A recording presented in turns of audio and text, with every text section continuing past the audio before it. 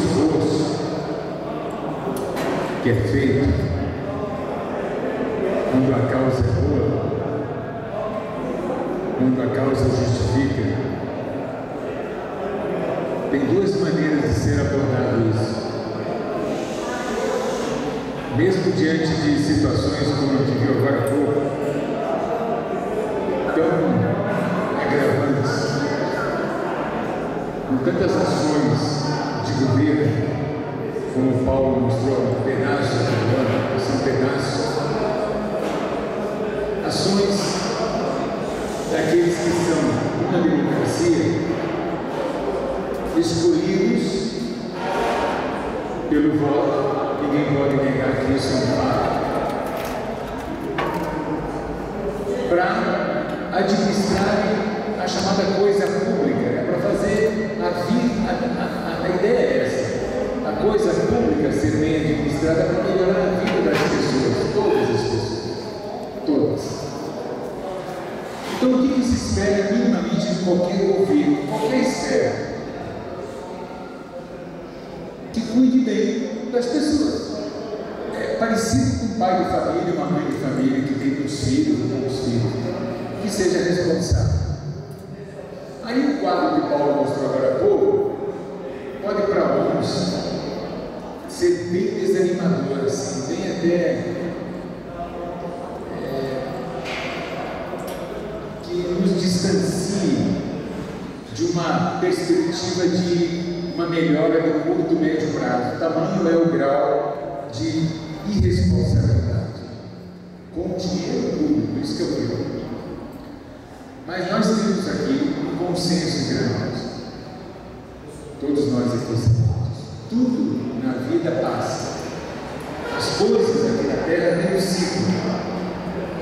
O que quer dizer um ciclo? Tudo aqui acontece assim, tem um ápice, um crescimento e depois uma queda. Isso aconteceu até hoje na história da humanidade com todas as civilizações, todas passaram. E o que fica dessa passagem? Fica aquilo que foi plantado. E aí, nós estamos regredindo ao longo do tempo? Não, ninguém pode negar, quem estuda história, que o mundo hoje, apesar de todos os problemas que nós temos, ninguém pode negar que o mundo hoje melhorou muito em relação ao mundo da época que Jesus veio para cá, onde não tinha sequer leis minimamente para proibir, por exemplo, qualquer crime, onde escravatura era uma coisa completamente normal, aceita, natural, ou seja, onde as mulheres eram, enfim, tão repudiadas e maltratadas, tudo aceito. Então o mundo melhorou. Só que hoje tem uma diferença grande. Os recursos que temos à nossa disposição, e aí eu quero agora que vocês especificamente para ele, que mais uma vez mostra seu esforço. Jesus está observando o Senhor direitinho, está de olho. Por que o pessoal da Polônia mandou para cá? Alguma razão tem. Nesse país tão grande, um país tão abundante, um país tão rico, tão generoso, que tem tanta coisa para poder fazer um mundo melhor. O Brasil tem muito potencial, mas para isso tem que fazer o dever de casa. E o Senhor dá um bom exemplo para o Pedro, porque o Senhor nem brasileiro é, nem naturalizado sequer não quis, nem ser naturalizado agora, que eu acho que deve buscar isso, muitos anos está aqui já, mesmo que um dia volte para outro lugar, mas a sua passagem por aqui já deixou muitos frutos. Você devia fazer isso por nós, brasileiros, buscar a sua naturalização. Muitos brasileiros teriam que se envergonhar do que não fazem diante do exemplo bonito que o Senhor dá, não sendo uma pessoa que nem nasceu aqui nesse país, entendeu?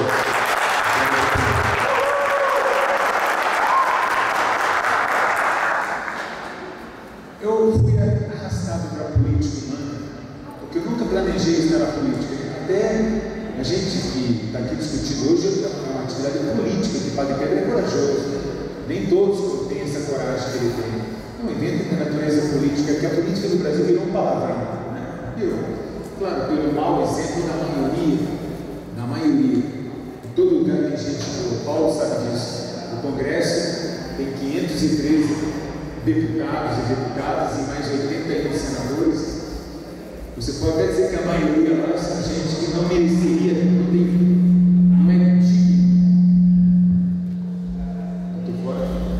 Não é digno de exercer o mandato. Mas existe uma minoria pequena, mas que faz toda a diferença. É pequena, mas ela existe.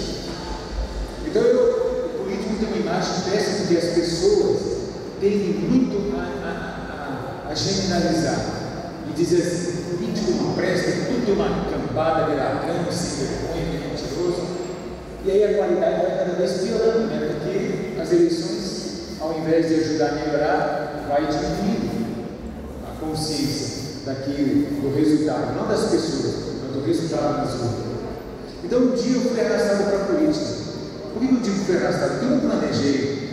Eu fui vereador, deputado estadual, 2 vezes federal, no antigo PT. Olha que eu falo do antigo PT. Foi o primeiro partido que eu me filiei na vida.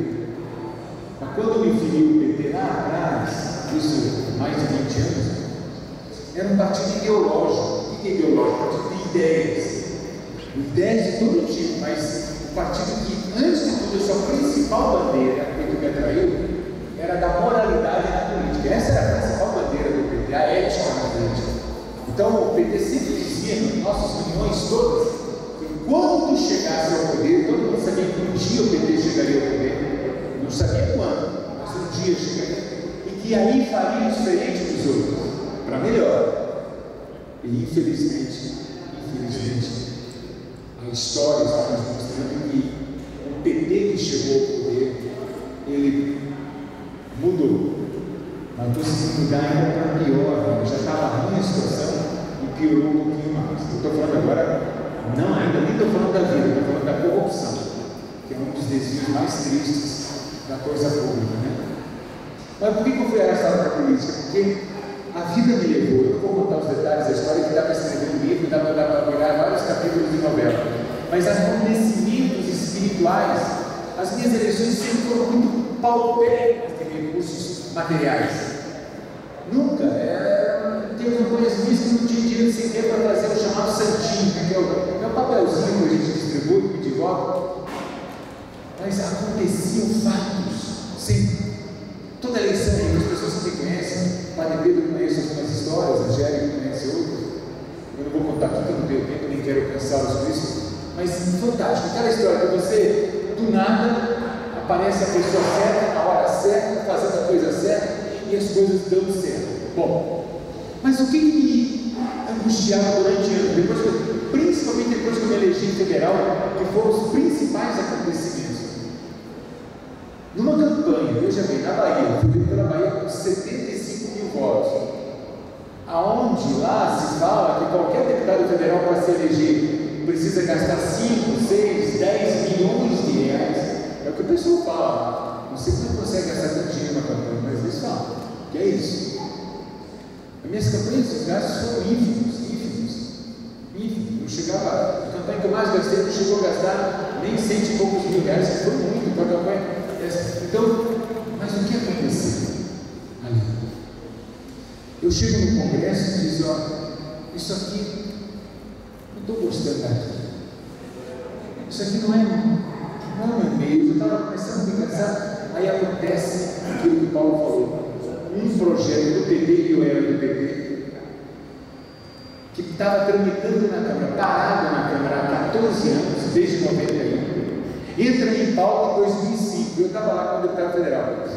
Eu nunca tinha cuidado dessa questão. Até então, eu tinha cuidado de vários assuntos, mas essa questão da vida nunca tinha chegado para mim. Mas qual era a dúvida que eu tinha na minha mente? Por que a vida me arrastou? Quando eu falo vida, eu falo de Deus. Eu estou falando de Deus, porque não fui eu, não foram as pessoas. Materialmente, não se explica nenhuma vitória minha, nenhuma. Materialmente é impossível me eleger. Então, por que dava certo? Essa resposta eu tinha que ter. Eu orava muito. Meu Deus, eu quero saber qual a razão que eu fui eleito para estar aqui. Tem que ter alguma razão. Não é para mim fazer esse dia a dia da política, qualquer um faz. Aí surgiu esse fato. Paulo estava no Congresso, tá? Eu estava há muitos anos.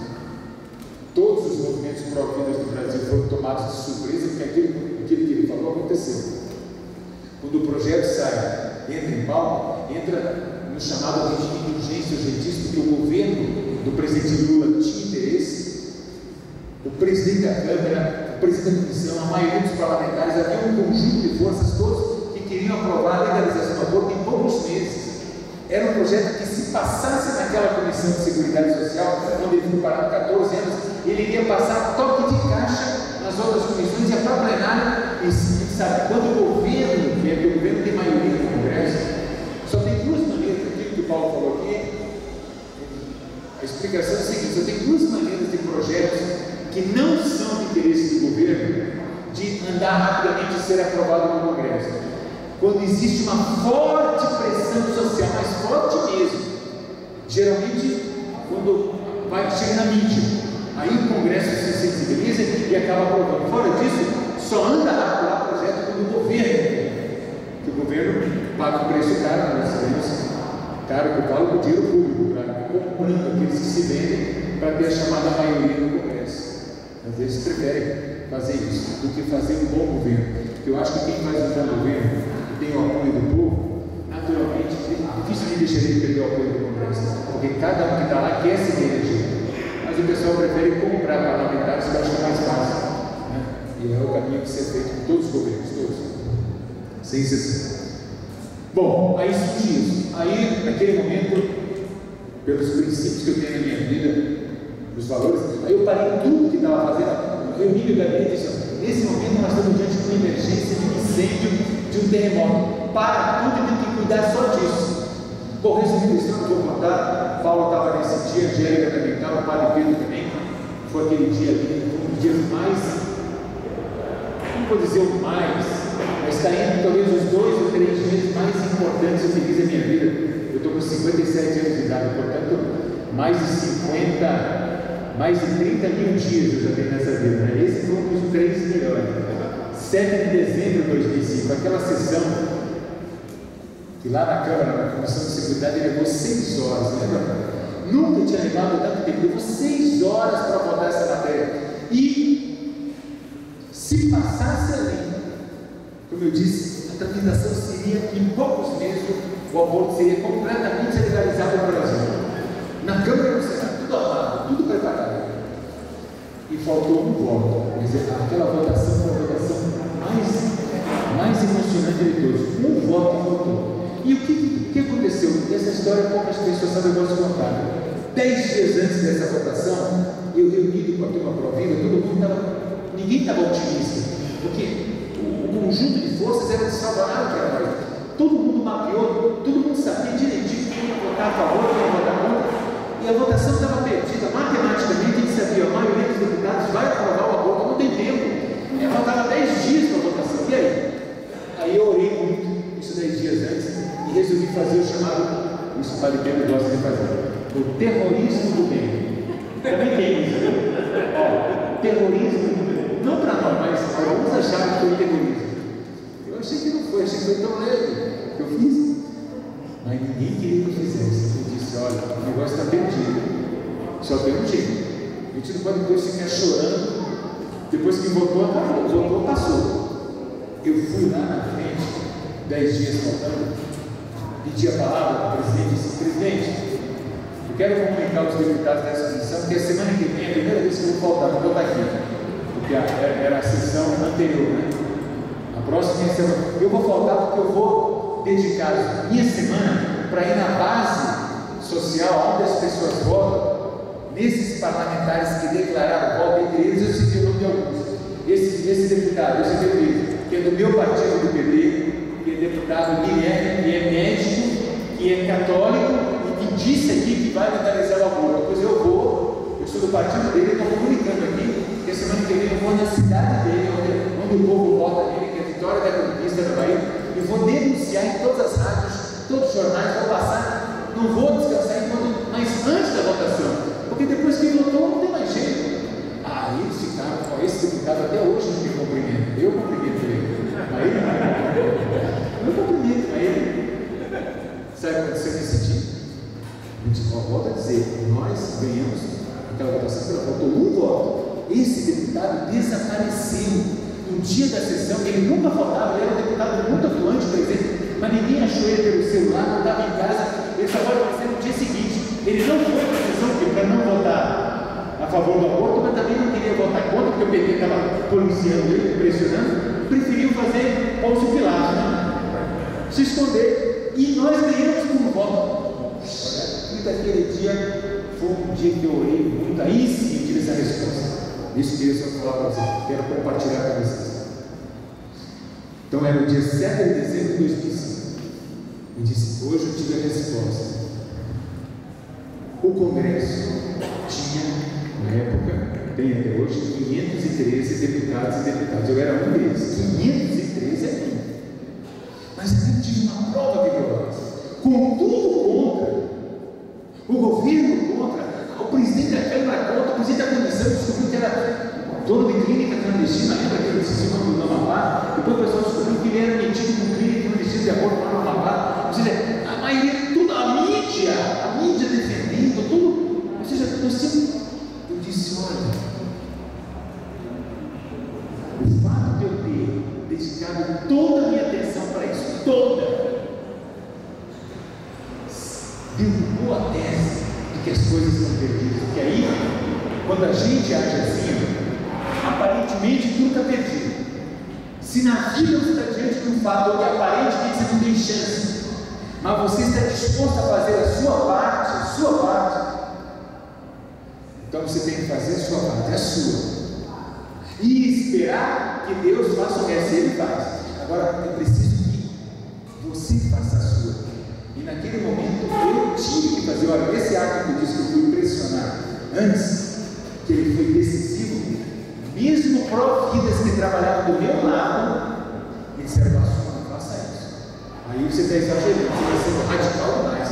Isso é muito sério. Eu falei, me desculpa, mas eu aprendi na vida uma coisa. Muitas coisas que a gente vai aprendendo no tempo, mas essa aqui eu já aprendi. Eu prefiro na minha vida cometer um erro por excesso do que cometer um erro por falta. O que quer dizer cometer um erro por falta? Na dúvida, então eu não vou fazer nada. Esse erro eu não quero cometer, porque depois eu vou ficar com remorso o resto da vida. Que tipo de remorso é esse? Será que se eu tivesse feito aquilo, não tinha resolvido? Isso aí é terrível, uma boa, insuportável. Então eu prefiro cometer, que nem eu digo, errar por excesso é o quê? Não, eu exagerei, eu faço agora, peço desculpa. Não, me desculpa, eu exagerei, mas eu errei tentando acertar. Quando eu falo errar tentando acertar. Eu não estou falando, por exemplo, agora eu quero estuprar uma pessoa, eu vou cometer um erro, é um crime, um erro deliberado. Eu estou falando erro porque nós somos imperfeitos, nenhum de nós é perfeito. Então quando a gente quer fazer isso, Paulo mostrou também, alguns deputados têm boa intenção e querem fazer uma coisa boa, mas acabam errando. Não temos que medo de errar, a não ser o erro consciente, esse sim. Ou seja, eu sei que não devo fazer uma coisa, eu vou lá e falo, isso é problema, isso é grave. Aí você está se comprometendo com Deus. Mas quando o erro não é intencional, é normal da falsa fé. Então eu prefiro errar por excesso e depois pedir desculpa. Agora, se você errar por falta, não tem volta. Está feito. Então ali eu entendi, a minha vida mudou a partir dali. Hoje eu não estou exercendo mandato. Mas vou ser candidato de novo agora, em 2014, um partido pequeno, que nunca disputou eleição nenhuma na Bahia, ou no Brasil. Eu vou me candidatar na Bahia, claro, mas moro lá, que é o Partido Ecológico Nacional. Por que eu fui para esse partido? Eu queria dizer isso para os amigos também. Nenhum partido hoje me interessa. Não tem nenhum partido bom no Brasil. O Brasil tem 32 partidos. Nenhum. Agora, isso também vai ser sempre assim. Partido é feito de gente. Agora, em todo lugar tem gente boa e gente que não presta. Agora, então não tem jeito. Se você quer um lugar que só tem gente maravilhosa, vai para outro planeta. Aqui na Terra não vai encontrar, né? Então a gente tem que conviver. Agora, por que eu escolhi esse? Eu escolhi. Os outros partidos estão muito contaminados, no caso da Bahia, ou contaminados por interesses de governo, ou seja, só quer cargo, só quer vantagem, ou contaminados pela corrupção, que é pior ainda. As duas são ruins. Aí eu escolhi esse, pelo menos por enquanto, não fui nem eu. Estava contando para ele. Eu esqueci esse nome. Adri, você que é difícil o nome. Adri, né? Eu não tinha gravado, eu conheci agora o cara, que é de Minas Gerais, estava conversando com ele. Quando você se candidata a alguma coisa, a lei obriga que você tem que escolher um partido. Que tem país que não precisa, né? Que seria melhor. Eu prefiro ter partido nenhum, já que eu não gosto nenhum. Aí eu fiquei sem partido até faltando um dia. A lei obriga que ele esteja afiliado um ano antes da eleição. Então, no dia 4 de outubro, eu acordei naquele dia sem partido. Dia 5 era o último dia que a lei existia. E eu estava orando já há mais de 2 meses. Qual era a minha oração? Eu decidi que vou voltar a ser candidato, vou voltar para o Congresso, vou continuar meu trabalho político, porque eu tentei ser na política 2 vezes e já decidi que eu não tenho direito de sair da política. Se não acontecer, mas não é por minha desistência, eu não posso desistir, eu não posso abandonar a luta. Agora, se eu não for eleito, eu não estou, eu fiz a minha parte, né? Não tem problema. Agora, o que eu orava na espécie? Meu pai, nenhum partido, tudo da Bahia, do meu estado, nenhum deles, todos, está tudo ruim, não tem nenhum me interessa. E aí, eu vou fazer o que? Então eu estava orando. Para eu filiar um partido, tem que vir algum sinal. Ou seja, não vou eu que vou procurar, não eu que vou acordar, você quer que eu entre aí? Tem que aparecer um sinal. Aí eu vou saber que não é decisão minha, na minha razão, é decisão espiritual, é porque é o melhor caminho. Aí quando chegou dia 4, eu ia para dia 4 da noite eu viajava para Fortaleza para defender do movimento, que era uma marcha pela vida, que era a marcha nacional. E dia 6 no Rio de Janeiro, lembra? Foi esse ano que passou. 4 de outubro ia ser em Fortaleza e 6 de outubro no Rio. Eu ia nas 2 marchas. Aí eu ia voltar para a Bahia só no dia 8 de outubro. Aí o prazo tinha vencido. No dia 4 eu acordo, vou fazer minha oração. Disse meu pai, hoje é o último dia, hoje é muito viagem. Eu estou sem partido. Sem partido não dá para essa eleição. E não vou para mundo nenhum. Aí o que aconteceu? Não completei a história, vou completar agora, que dentro começou o trabalho. No meu caso, né?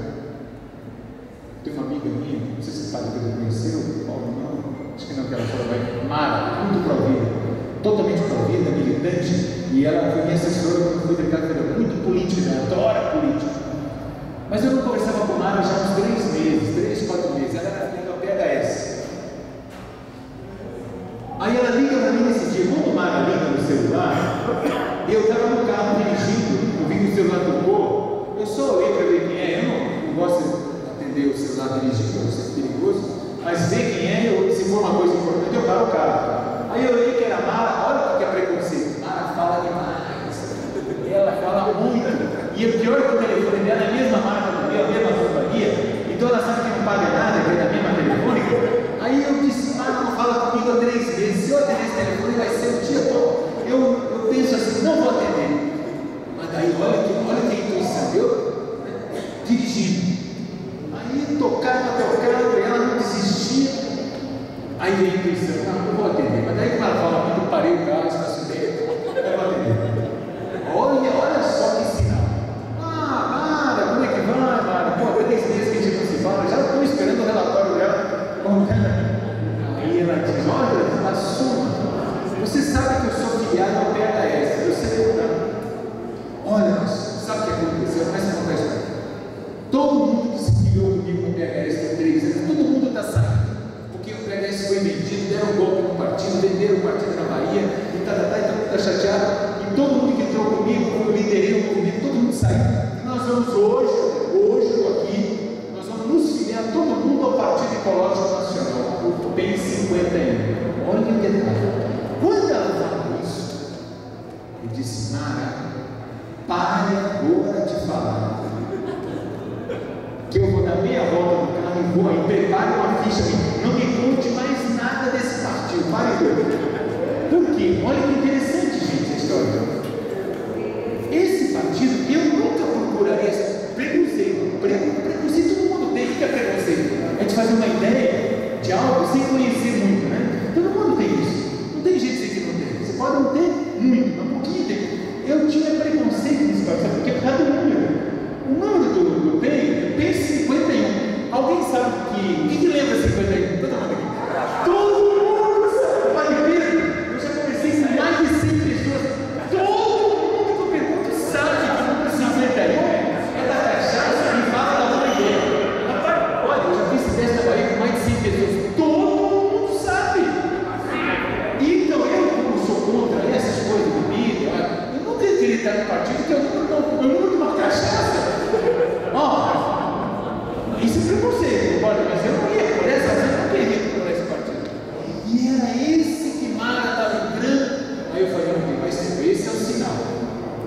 pastor.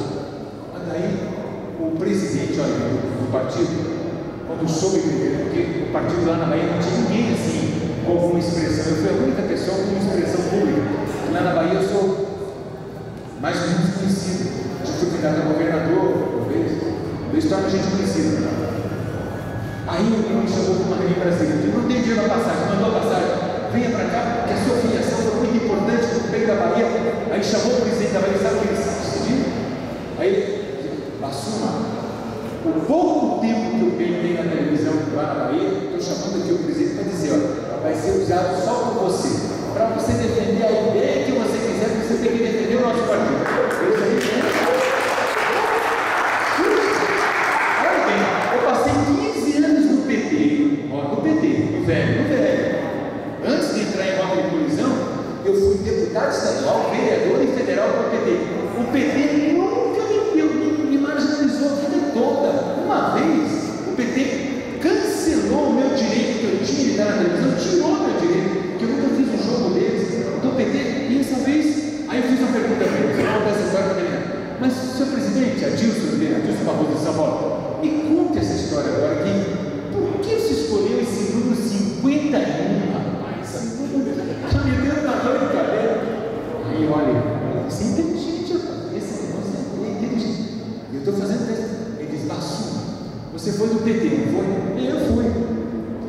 Quantos anos o PT levou para tornar conhecido que o PT era o número 13? Hoje a maioria sabe. Mas quantos anos você foi do PT? Ah, eu disse, ó, pelo menos 10 anos. Foram 10 anos. Antes todo mundo, para saber que o PT era 13, saber quem gosta de política, porque quem não gosta até hoje não sabe. É 10 anos comigo. Eu falei, Bassuma, quanto tempo você acha que vai? Os 51, todo mundo já conhece. Todo esse mundo, todo mundo conhece. E aí, sabe o que ele disse? Vai ter campanha de graça. Porque, é verdade, na Bahia, toda cidade que você chega no interior, todas tem um lugar pintado com 51. Rapaz, eu tive que dar risada. Vamos fechar esse parênteses. Para encerrar minha fala. Eu quero. Sem contar uma boa ideia. Isso.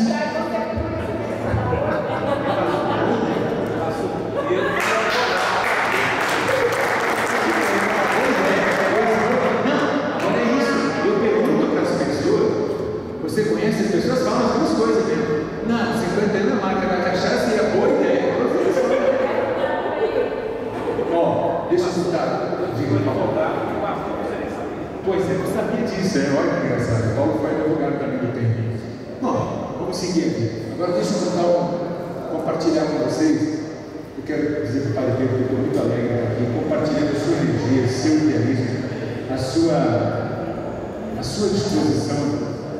Padre Pedro, não pode ser medida jamais, você sabe disso, mas é bom dizer, pelo resultado material aparente. Isso que menos importa é quem entra nessa causa, porque nós sabemos que essa causa que nós estamos lutando, em defesa da vida, tudo que nós fazemos, no mínimo, salva uma vida. Agora, e qual é o preço de uma vida? Quanto vale uma vida, uma miséria? Quanto? Alguém pode dar ideia? Não tem preço. Vou contar essa história para vocês antes de falar a minha, para encerrar a minha fala. Essa história, vocês mais ou menos não conhecem. Uma cidadezinha parecida aqui com Lagoa Azul, que nunca tem Lagoa Azul, mas aqui chama Lagoa Azul. Um dia eu tenho que visitar essa Lagoa Azul, viu? Aí, uma cidadezinha parecida com a Lagoa Azul, chega um homem de barba branca, cabelo branco, parecia que tinha uns 70, 80 anos. Trajando um traje bem simples, parecia quase um mendigo, uma sandália velha. Entra na cidade uma pessoa desconhecida. E aí chega na cidade e pergunta: tem um sapateiro aqui? Sapateiro é uma profissão em extinção. Agora, se for em cidade grande, não existe sapateiro mais. Sapateiro está em extinção, está acabando. O sapato virou produto descartável, né? Gastou, trocou por outro. Tem sapateiro? Tem nenhum. Aí de cara, desce lá na praça.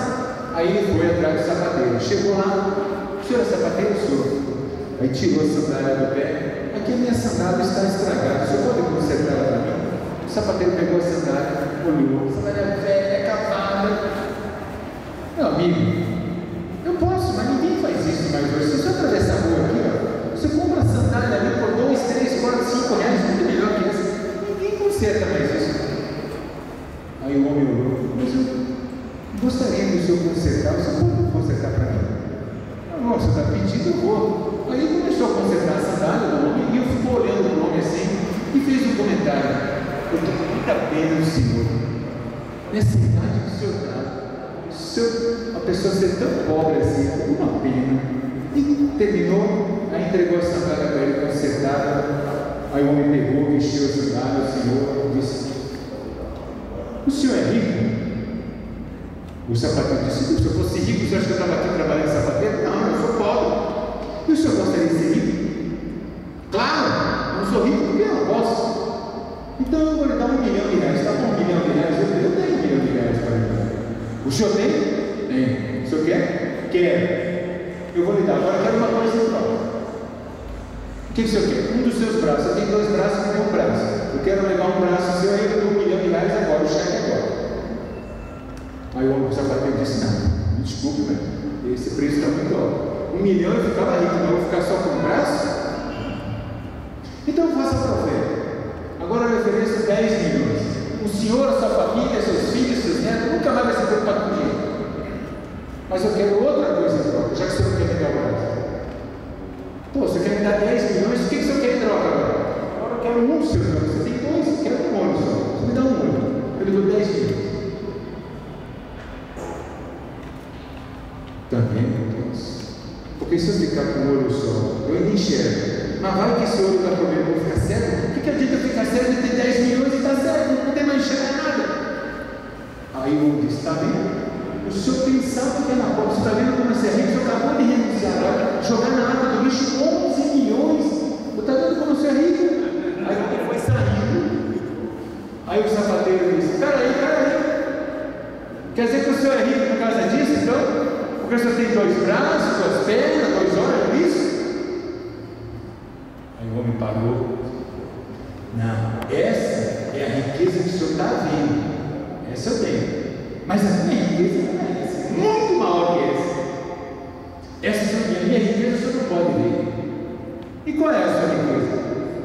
É a paz da minha consciência, do meu dever cumprido. Essa é a minha riqueza.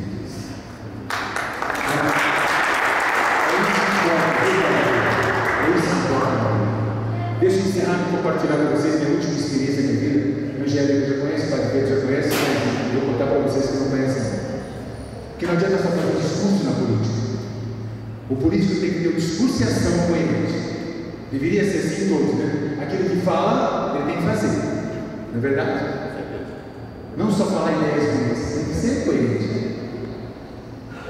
Aí eu luto pela vida. Nós lutamos, nós defendemos. E volta e meia chega um caso para mim, como chega para muitos, de uma pessoa que quer votar, como foi essas organizações que o Paulo falou, também tem ligação com várias.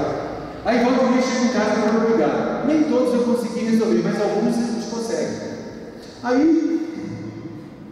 no ano passado, eu vivi 32 anos com a minha esposa, minha primeira e única mulher na minha vida, que eu casei com 23 anos.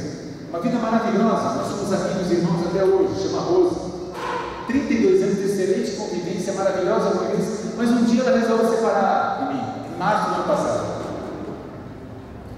Chocou toda a família, temos 3 filhos, todo mundo ficou impressionado, sem razão nenhuma, nunca houve nenhuma briga, nunca houve nada, não era combinado, tudo perfeito, mas ela decidiu, respeitei. Sofri 1 mês, 2, sofri, porque as lembranças eram ótimas, mas depois de 1 mês de sofrimento, 2, eu disse: meu pai, eu estou sofrendo porque eu estou na carne, eu sou humano, tenho direito a sofrer. Agora, se eu sofrer mais de 1 mês ou 2, eu estou sendo ingrato perante Deus, porque se eu vou ser honesto comigo mesmo com o sofrimento de uma separação que Deus me deu na vida, eu não tenho direito de sofrer tanto, senão estou sendo ingrato perante Deus.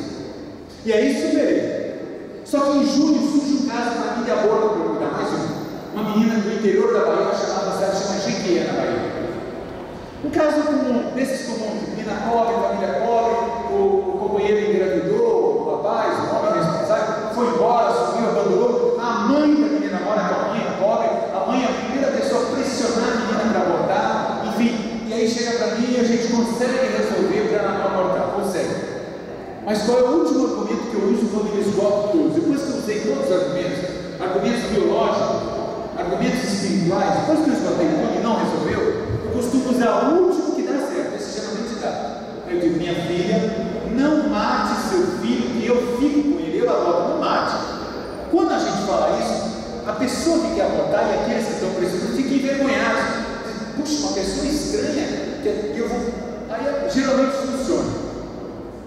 E o que eu aposto? Eu aposto no instinto materno, porque a mulher tem um instinto materno que é tão forte quanto o instinto da sobrevivência. E o que eu espero? Depois que a criança nasce, a mulher não quer mais dar o filho, né? Eu aposto nisso, só que nesse caso não aconteceu isso. A gravidez foi linda, e toda vez que a gente conversava pelo telefone, ela terminava a conversa assim: está de pé a sua promessa? Está de pé. Eu vi esse negócio, eu estou vendo o que vai dar. Ela morava em Jequié e quis ter o bebê em Salvador. Eu conversei com um médico amigo meu, ia fazer o parto cesárea dela, com 9 meses de gravidez, marcou para um domingo, dia 7 de dezembro, em Salvador. O ônibus de Jequié para Salvador gasta 5 horas, não deu tempo de chegar em Salvador. No meio do caminho, as dores do parto vieram e Maria, chama Maria, menina, nasceu em Feira de Santana, no dia 6 de dezembro, às 20 horas. Eu vou para a feira no dia seguinte, aí que eu vou conhecer a mãe da menina. Digo para ela: minha filha, essa chamada boa mentira boazinha, tem também, tem.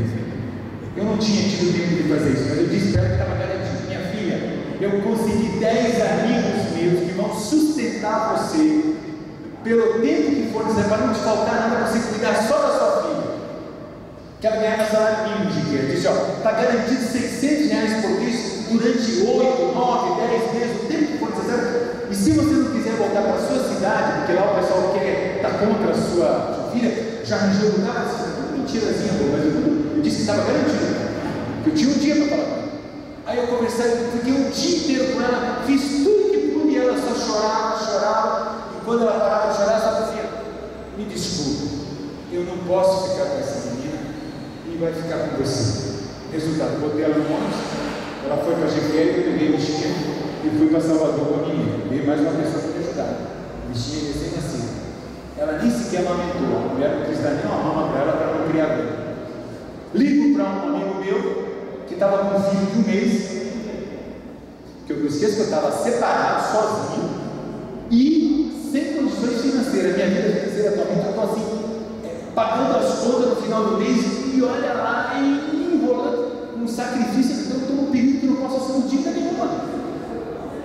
Mas adotei o bichinho, eu prometi, estou com ela no carro. Meu amigo, você pode ficar com ela 1 semana, porque ela está amamentando o filho, porque para a menina tomar um leite materno, não mama, não. Ah, vem, traz para cá. Aí deixei na casa dele 1 semana. Para que 1 semana? Para eu arrumar minha vida para ficar com a Maria. Quando minha filha, tem uma filha de 28 anos, descobre isso: meu pai, você está irresponsável, né? Você não está dando conta nem da sua vida, agora você vai virar pai e mãe. Como é que você está? Aí minha filha arranjou várias pessoas para adotar Maria. Várias. Mas eu já tinha feito minhas orações, já tinha orado muito e já tinha chegado a uma conclusão: vou ficar com essa menina. Só não vou ficar se houver um sinal espiritual forte para não ficar, mas não, porque eu quero fugir do responsabilidade.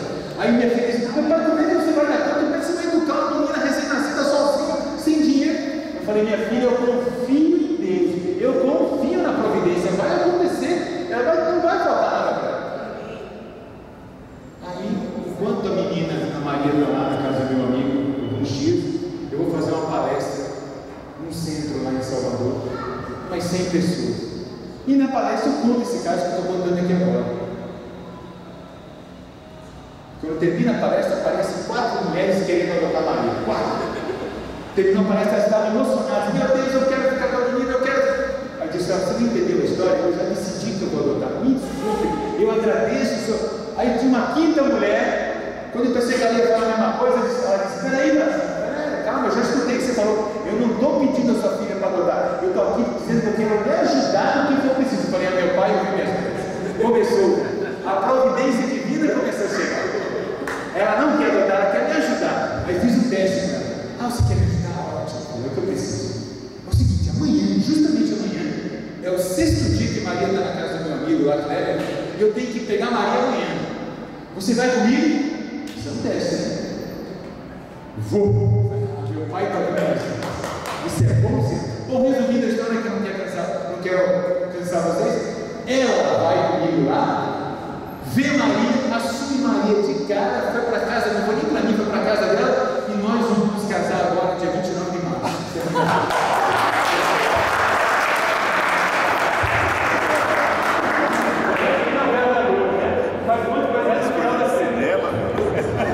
Obrigado, pastor. A gente vai encerrar.